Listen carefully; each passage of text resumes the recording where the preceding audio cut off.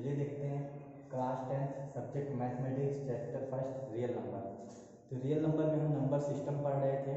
Number system का ये part 2 है। ठीक, इसमें देखते हैं, उसी के आगे से स्टार्ट करते हैं। तो अगला हेडिंग है पार्ट्स ऑफ रेशनल नंबर, यानी परिमेय संख्याएं के भाग कह सकते हैं, या टाइप्स ऑफ रेशनल नंबर की परिमेय संख्याएं के कितने प्रकार होंगे। तो इसमें पहला जो हम देखेंगे वो इंटीजर, ठीक, यानी पूर्णांक। अब पहला चीज आपको ध्यान रखना है कि इसमें इंटीजर को किससे प्रदर्शित करेंगे, आई से रिप्रेजेंट करेंगे अथवा जेड से रिप्रेजेंट करते हैं। ठीक, तो जेड जो है एक जर्मन वर्ड से लिया गया है, जहेलिन से लिया गया है, जिसका अर्थ होता है गिनना, और इसमें जहल का मतलब होता है संख्या से। ठीक, तो इसीलिए समझ लीजिए कि इंटीजर को जेड से रिप्रेजेंट किया जाता है। फिर उसके बाद क्लासिफिकेशन ऑफ इंटीजर यानी पूर्णांकों का वर्गीकरण। तो पूर्णांक कितने प्रकार के होंगे ये चीज देखना है। तो पहला देखिए, पहला लिखा गया है यहाँ पे पॉजिटिव इंटीजर, दूसरा लिखा गया है जीरो इंटीजर, तीसरा जो है वो नेगेटिव इंटीजर। ठीक, अब पॉजिटिव इंटीजर को धनात्मक पूर्णांक को आई प्लस अथवा जेड प्लस से प्रदर्शित करेंगे, ऋणात्मक पूर्णांक को आई नेगेटिव अथवा जेड नेगेटिव से प्रदर्शित करेंगे। तो धनात्मक पूर्णांक क्या होगा, 1 2 3 4 5 6, ये सभी जो काउंटिंग वाले नंबर्स हैं, ठीक, जो गिनने वाली संख्याएं हैं, वो धनात्मक पूर्णांक है। ठीक, तो 1 2 3 4 5 6 डैश डैश डैश इस तरीके से चलता जाएगा। ठीक, तो इन सभी को हम क्या कहेंगे, धनात्मक पूर्णांक कहेंगे। फिर उसके बाद जीरो, फिर उसके बाद नेगेटिव इंटीजर क्या है, तो यहाँ से डैश डैश डैश करके -4 -3 -2 -1 जितने भी नंबर नेगेटिव में है, ठीक, उसको हम क्या कहेंगे यहाँ पर नेगेटिव इंटीजर। तो ये चीज आपको ध्यान रखना है कि पॉजिटिव इंटीजर क्या होगा, नेगेटिव इंटीजर क्या होगा, जीरो क्या होगा। और इसमें एक चीज ये पूछा जाता है कि इंटीजर के क्लासिफिकेशन में हम 3 टाइप के इंटीजर देखें, एक पॉजिटिव देखे, एक नेगेटिव इंटीजर देखे, एक जीरो इंटीजर देखे। तो यहाँ पे जीरो क्या है, तो ध्यान रखिएगा, zero neither negative nor positive. ठीक, जीरो एक इंटीजर तो है, लेकिन ना तो धनात्मक है पूर्णांक है, और ना ही जीरो एक ऋणात्मक पूर्णांक है। ठीक, तब फिर जीरो क्या है, तो जीरो ध्यान रखिए एक न्यूट्रल इंटीजर है। ठीक, जीरो एक न्यूट्रल इंटीजर है, ना ही धनात्मक है जीरो और ना ही एक ऋणात्मक है। ठीक, तो ये चीज आप इतना ध्यान रखिएगा। फिर उसके बाद आगे देखते हैं कि ये जो संख्याएं हैं पॉजिटिव इंटीजर, यही हमें नेचर से प्राप्त हुई है, यानी यही हमें प्रकृति से प्राप्त हुई है। तो इसीलिए ये वाली इन सभी संख्याओं को हम क्या कहते हैं, नेचुरल नंबर कहते हैं। जो पॉजिटिव इंटीजर है, इन्हीं सभी संख्याओं को हम क्या कहते हैं, नेचुरल नंबर कहते हैं। ठीक, तो अगर आपसे पूछा जाए नेचुरल नंबर यानी प्राकृतिक संख्या किसे कहते हैं, तो आप बता दीजिएगा गिनने वाली सभी संख्याओं को प्राकृतिक संख्या कहा जाता है। और नेचुरल नंबर के सेट को कैपिटल एन से प्रदर्शित करते हैं, तो एन बराबर होगा 1 2 3 4 5 6, इस तरीके से नेचुरल नंबर हो जाएगा। अगर दूसरा चीज इसमें तीसरा होल नंबर आता है, पूर्ण संख्याएं। तो अगर पूछा जाए पूर्ण संख्याएं क्या है, तो आप बता दीजिएगा प्राकृतिक संख्याओं के समुच्चय में जब जीरो को शामिल कर लिया जाता है तो जो समुच्चय बनता है उसको हम होल नंबर कहते हैं। ठीक, अब कोई कहते, कुछ लोग इसमें कहते हैं कि 1 जो है, 2 है, 3 जो है, ये सभी पूर्ण संख्याएं हैं। तो 1 2, या कुछ लोग कहते हैं 0 एक पूर्ण संख्या है, तो 0 एक पूर्ण संख्या क्यों कह रहे हैं। ठीक, ये भी तो कहिए 1 भी पूर्ण संख्या है, 2 भी पूर्ण संख्या है, 3 भी पूर्ण संख्या है, 0 अकेले पूर्ण संख्या नहीं है। 0 जब प्राकृतिक संख्याओं के समुच्चय के साथ मिला दिया जाता है तब पूर्ण संख्याओं का समुच्चय बनता है। ठीक, तब पूर्ण संख्याओं का समुच्चय बनता है। तो ये ध्यान रखिएगा, होल नंबर यानी पूर्ण संख्या किसे कहेंगे, जब प्राकृतिक संख्या में जीरो को भी शामिल कर लिया जाएगा तो जो समुच्चय मिलता है उसको हम पूर्ण संख्याओं का समुच्चय कहते हैं। तो ये था परिमेय संख्याओं के प्रकार। ठीक, तो अगर पूछा जाए परिमेय संख्या रेशनल नंबर में कितने टाइप के नंबर आ सकते हैं, तो जितने भी पूर्णांक हैं सब परिमेय संख्याएं हैं, जितने भी प्राकृतिक संख्याएं हैं सब परिमेय संख्याएं हैं, जितने भी पूर्ण संख्याएं हैं सब परिमेय संख्याएं हैं। तो ये इतना चीज आपको ध्यान रखना है कि प्राकृतिक संख्या क्या होगा, पूर्ण संख्या क्या होगा, पूर्णांक क्या होगा। अब आगे हम बात करते हैं क्लासिफिकेशन ऑफ पॉजिटिव इंटीजर। ठीक, यानी धनात्मक पूर्णांकों को किस तरीके से बांट सकते हैं या कितने भाग उनके होंगे। ठीक, तो देखिए ध्यान से, classification of positive integer, classification of positive integer, positive integer, classification of positive integer. ठीक, धनात्मक पूर्णांकों का वर्गीकरण। तो देखिए पहला चीज इसमें हमें पढ़ना है प्राइम नंबर। ठीक, पहला चीज हमें पढ़ना है प्राइम नंबर यानी अभाज्य संख्या। ठीक, ये चीज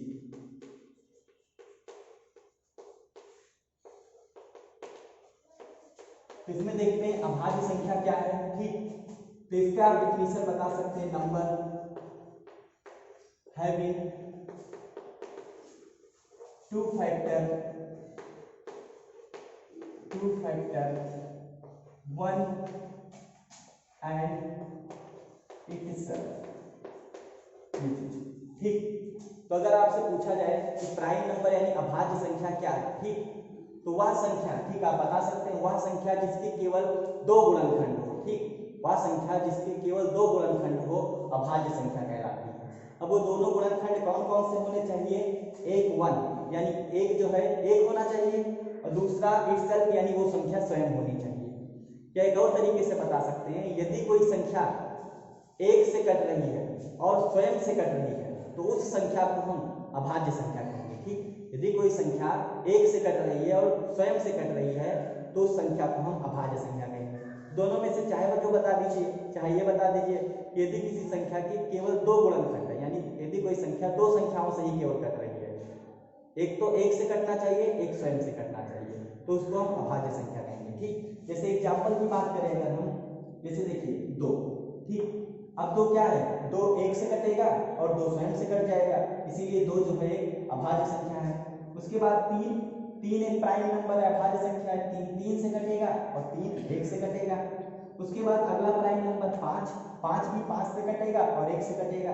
अब इसमें चार नहीं हो सकता, ठीक, क्योंकि चार एक से भी कटेगा, दो से भी कटेगा और चार चार से भी कट जाएगा। तो इस चार के तीन फैक्टर हो गए। ठीक, तीन फैक्टर हो गए इस चार के, जबकि दो ही फैक्टर होना चाहिए। ठीक, प्राइम नंबर होने के लिए। अगला प्राइम नंबर क्या होगा? 7 हो जाएगा। अगला अभाज्य संख्या क्या होगा? 11 हो जाएगा। उसके बाद 13 हो जाएगा। ठीक, इसी तरीके से 17, तो आगे इस तरीके से चलता जाएगा। ठीक, तो आप बता दीजिएगा यदि किसी संख्या की केवल दो गुणनखंड है, एक तो एक होना चाहिए और दूसरा वह संख्या स्वयं होनी चाहिए, तो उस संख्या को हम अभाज्य संख्या कहेंगे। ठीक, तो ये जो है वो अभाज्य संख्याओं का समुच्चय लिखा गया है। ठीक, अगर आपसे ये क्वेश्चन पूछा जाए कि स्मॉलेस्ट प्राइम नंबर, ठीक, स्मॉलेस्ट प्राइम नंबर कि मतलब अभाज्य संख्याओं में सबसे छोटा अभाज्य संख्या कौन सा है, तो आप बता दीजिएगा दो। ठीक, दो जो है वो सबसे छोटा अभाज्य संख्या है। फिर उसके बाद आगे अगर आपसे पूछा जाए कि even prime number, even prime number, ठीक, तो इवन का मतलब होता है सम, प्राइम का मतलब होता है अभाज्य, नंबर का मतलब होता है संख्या। तो सम अभाज्य संख्या, तो मतलब सम अभाज्य का मतलब देखिए क्या है कि वह संख्या जो सम भी हो और अभाज्य भी हो। तो इन सभी संख्याओं में दो जो है मात्र एक ऐसा संख्या है या नंबर है जो सम भी है और अभाज्य भी है, इसीलिए दो को हम सम अभाज्य संख्या कहते हैं। ठीक, तो ध्यान रखिएगा इवन प्राइम नंबर यानी सम अभाज्य संख्या क्या होगा? दो होगा। ठीक, दो जो है एक सम अभाज्य संख्या है। ठीक, अब देखिए एक चीज आप ये ध्यान रखिएगा, जैसे आप गिनते जा रहे हैं प्राइम नंबर, तो अगर आपसे पूछा जाए कि बताइए 1 से 50 के बीच में कुल कितना प्राइम नंबर, कुल कितनी अभाज्य संख्याएं पड़ेंगी, तो आप बता दीजिएगा 1 से 50 के बीच में 15 अभाज्य संख्याएं पड़ेंगी। ठीक, फिर उसके बाद आपसे पूछा जाए कि 50 से 100 के बीच में कुल कितनी अभाज्य संख्याएं पड़ेंगी, तो 10 अभाज्य संख्याएं पड़ेंगी। अगर कुल मिला के आपसे पूछा जाए 1 से 100 के बीच में कुल कितनी अभाज्य संख्याएं पड़ेंगी, तो 15 और 10 को जोड़ दीजिएगा, कुल कितनी हो जाएंगी? 25। तो 25 अभाज्य संख्याएं जो हैं वो 1 से 100 के बीच में पड़ेंगी। ठीक, अगर काउंट करेंगे तो आपको 1 से 100 के बीच में 25 अभाज्य संख्याएं पड़ जाएंगी। तो क्लासिफिकेशन ऑफ इंटीजर में पहला जो है जितनी भी अभाज्य संख्याएं हैं सब इंटीजर होंगी, पॉजिटिव इंटीजर। ठीक, तो ये हो गया पहला प्राइम नंबर। ठीक, दूसरा है कंपोजिट नंबर, दूसरा कंपोजिट नंबर, कंपोजिट नंबर यानी भाज्य संख्या, इसको हिंदी में कहेंगे भाज्य संख्या, भाज्य संख्या। तो इसका डिफिनीशन आप बता सकते हैं, number having more than two factor, more than two factor is called composite number.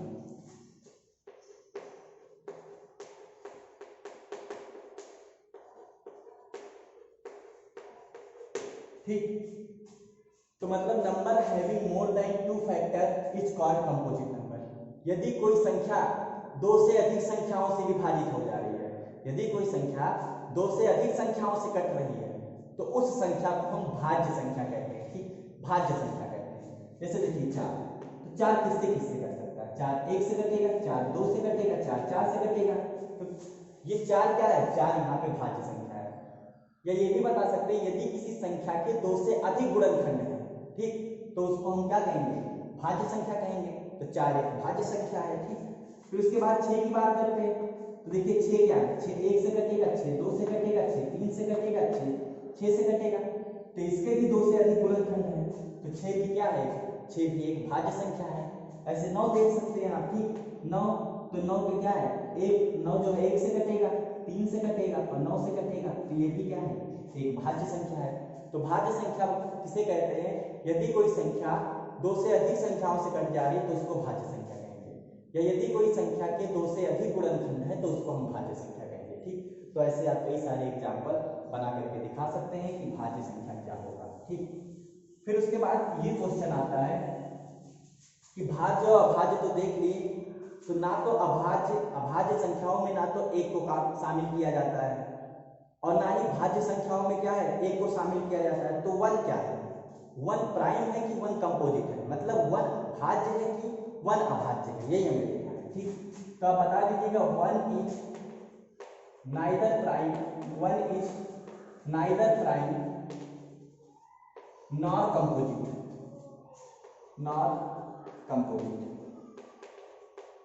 इसका मतलब क्या है? एक जो है वो ना तो भाज्य है और ना ही अभाज्य है। अब ये कैसे? तो देखिए प्राइम नंबर अभाज्य संख्या होने के लिए कितना फैक्टर होना चाहिए? 2, और जबकि एक में कितने फैक्टर है? एक जो है केवल एक से ही कट रहा है, मतलब एक के केवल एक ही फैक्टर होगा, एक का केवल एक ही फैक्टर होगा। ठीक, तो जब एक का केवल एक ही फैक्टर है तो एक जो है प्राइम नंबर नहीं होगा, और कंपोजिट नंबर होने के लिए 2 से अधिक फैक्टर होने चाहिए।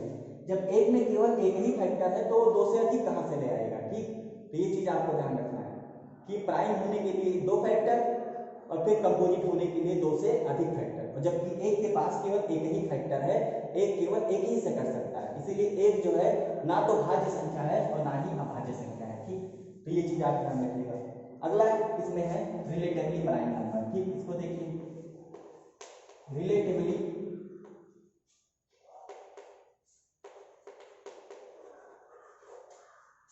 प्राइम नंबर,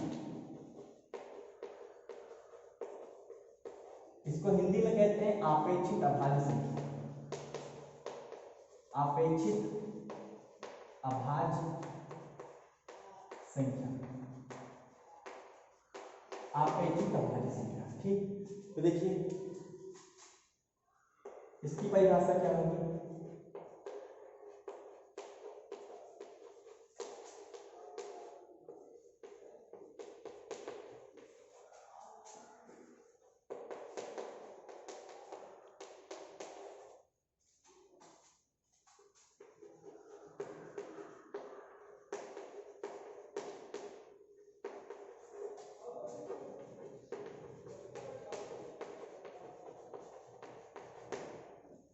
देखिए रिलेटिवली प्राइम नंबर मतलब आपेक्षित अभाज्य संख्या क्या होता है?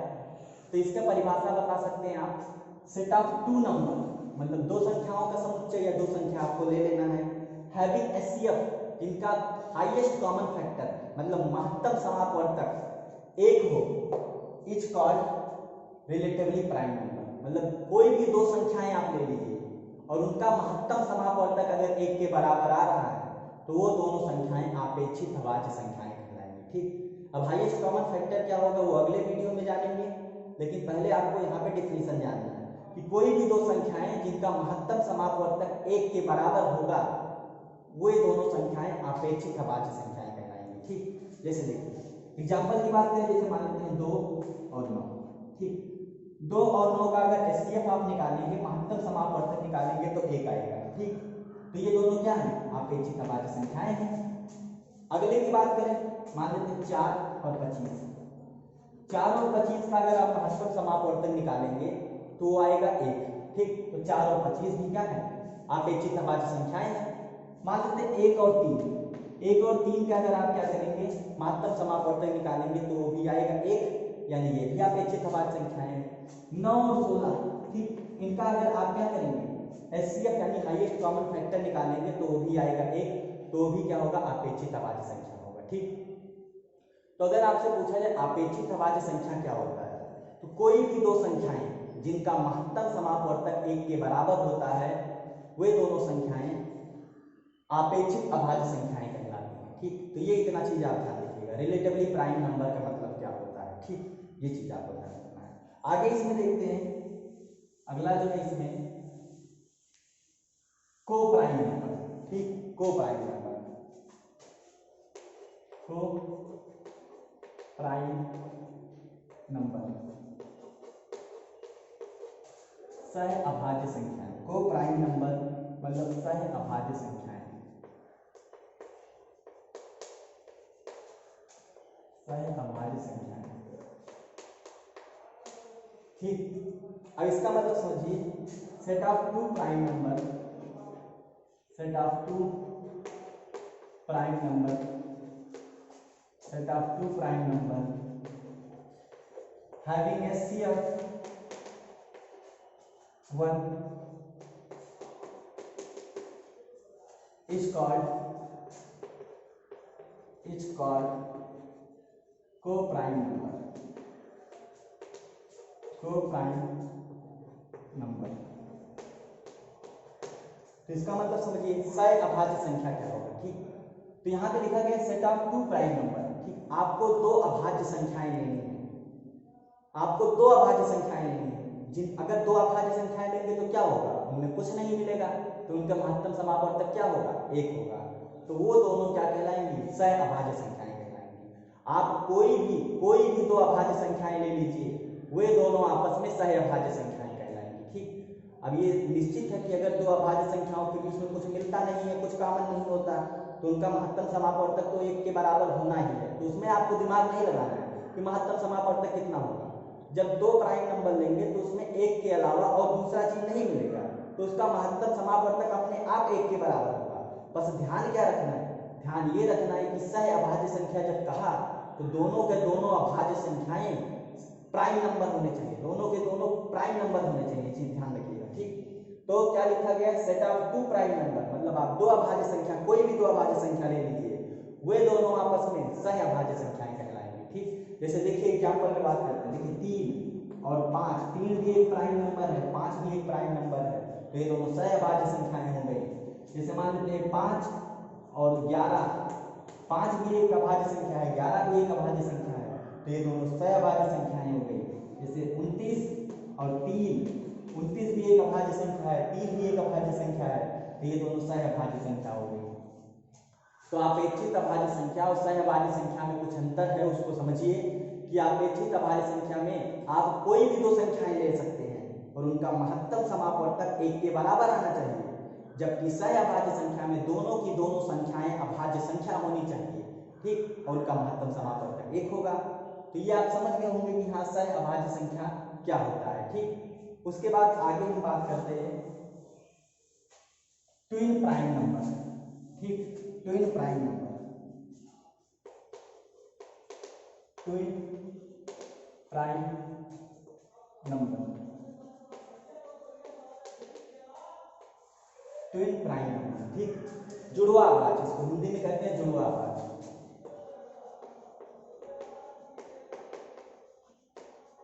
जुड़वा अभाज्य, तो इसका मतलब देखिए क्या होगा, set of two prime number, set of two prime number having difference to is called twin prime number,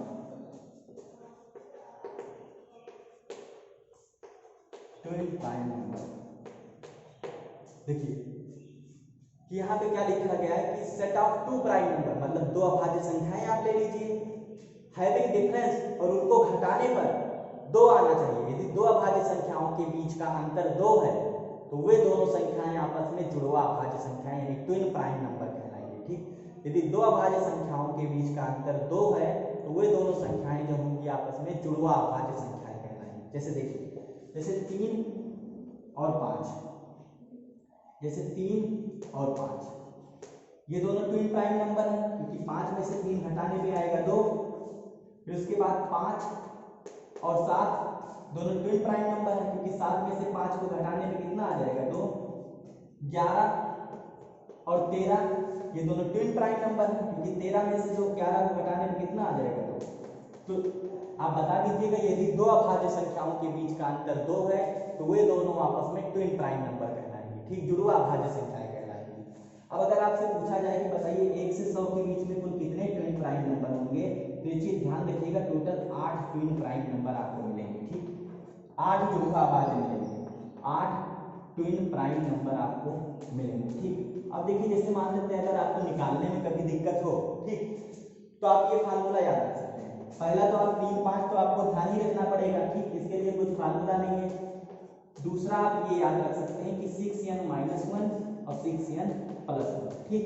पहला आप याद रखिए 3, 5, और दूसरे के लिए 6n-1 और 6n+1 टाइप याद रखिए। अगर मान लेते हैं दूसरा ट्विन प्राइम नंबर आपको निकालना है तो n की जगह 2 रख दीजिए, तो कितना हो जाएगा 6 दूनी 12, 12 में से 1 घटेगा 11, और 6 दूनी 12, अगर यहाँ पे 1 रख दे रहे हैं, ठीक, या 1 रख के पहले देखते हैं, ठीक, n बराबर 1 पहले रखते हैं, तो कितना हो जाएगा 6 में से 1 घटेगा 5, और यहाँ पे 6 × 1+1 यानी हो जाएगा 7। अगर n बराबर आप 2 इसी में रख दें, ठीक, n बराबर अगर मान लेते हैं इसी में आप 2 रख दें, n बराबर 2, तो कितना हो जाएगा 6 × 2 - 1 यानी 11, और 6 × 2 + 1 यानी 13, ये हो गया, ये ट्विन प्राइम नंबर है। अगर n बराबर 3 यहाँ पे रख दें, ठीक, तो ये हो जाएगा 6 × 3 - 1 यानी ये हो जाएगा 17, और फिर 6 × 3 + 1 ये हो जाएगा 19, ठीक। तो इनके बीच का अंतर 2, इनके बीच का अंतर 2, इनके बीच का अंतर 2, तो ये दोनों ट्विन प्राइम नंबर होंगे, ठीक।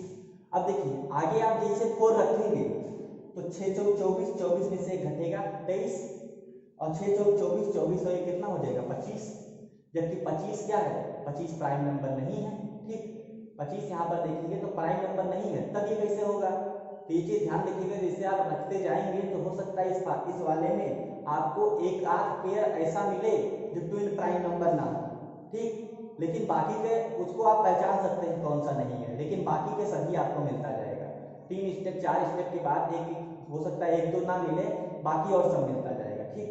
तो ट्विन प्राइम नंबर आप ध्यान रखिएगा क्या होता है। आगे हम बात करते हैं, ठीक, आगे जो होगा वो परफेक्ट नंबर है, ठीक, संपूर्ण संख्या है।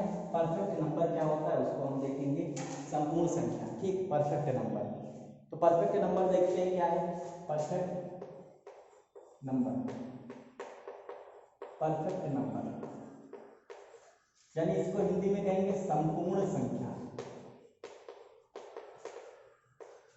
अब देखिए इसका परिभाषा बताने से पहले हम डायरेक्ट एग्जांपल से समझते हैं, ठीक।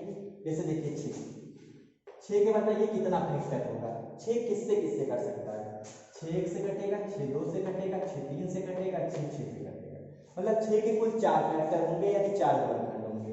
इन सभी गुणनखंडों को जोड़ लीजिए तो 1 + 2 + 3 + 6 कितना आया 12।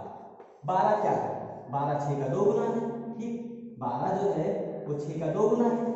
फिर उसके बाद आगे समझिए 28, 28 के कुल कितने फैक्टर होंगे ये कर डालिए, तो 28 1 से कटेगा, 2 से कटेगा, 4 से कटेगा, 7 से कटेगा, 14 से कटेगा, 28 से कटेगा, ठीक, ये इतना, यानी 28 के कुल इतने गुणनखंड होंगे, 3 और 3 6, सभी को जोड़ डालिए तो 1 + 2 + 4 + 7 + 14 + 28 यानी कितना मिल जाएगा 56। 56 क्या है, 56 28 का 2 गुना है, ठीक। अब हम परिभाषा बनाते हैं, ठीक, तो देखिए 6 के गुणनखंडों का योग यानी 12, 12 क्या है 6 का 2 गुना है।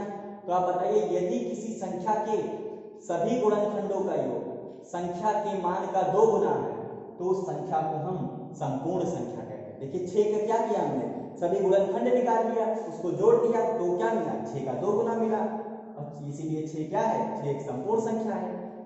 फिर 12 28 से हमने सभी गुणनखंड निकाले, जोड़ डाले, 56 मिला, 56 क्या है, 56 28 का 2 गुना है। तो अगर किसी संख्या के सभी गुणनखंडों का योग संख्या के मान का 2 गुना आ रहा है तो वो संख्या संपूर्ण संख्या कहलाएगी।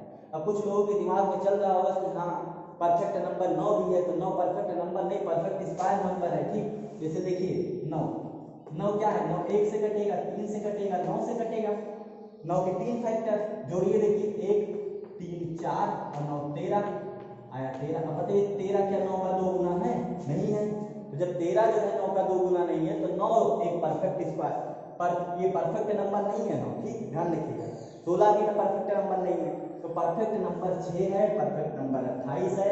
अगला परफेक्ट नंबर 496 होगा, तो ये आप लोग करके देख लीजिएगा। ठीक, 496 का पूरा फैक्टर निकालिएगा, जोड़िएगा। ठीक, जोड़ने पे देखिएगा कि कितना आ रहा है, 992 आ रहा है कि नहीं आ रहा है। ठीक, ये चीज देखिएगा।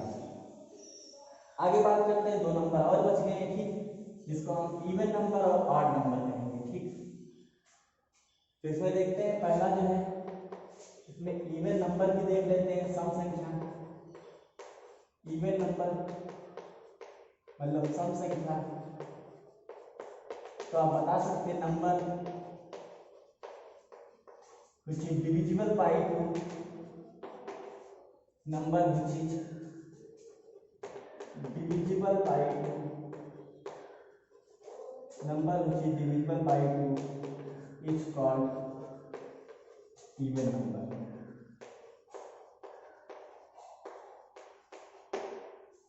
इसी समय हम ऑड नंबर भी देख सकते हैं। ठीक, ऑड नंबर मतलब विषम संख्या, विषम संख्या number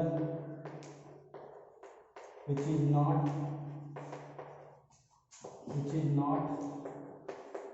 divisible by 2, number which is not divisible by 2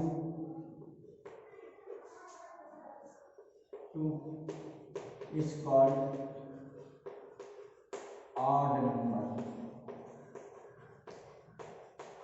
चलिए देखते हैं। ठीक, तो सम संख्या क्या बताएंगे आप कि number which is divisible by 2, number which is divisible by 2 is called even number। ठीक, मतलब वह संख्या जो 2 से विभाजित हो जाए, जो से 2 से कट जाए, उसको हम क्या कहते हैं? सम संख्या कहते हैं। ठीक, तो आप बता सकते हैं इवन नंबर क्या होगा?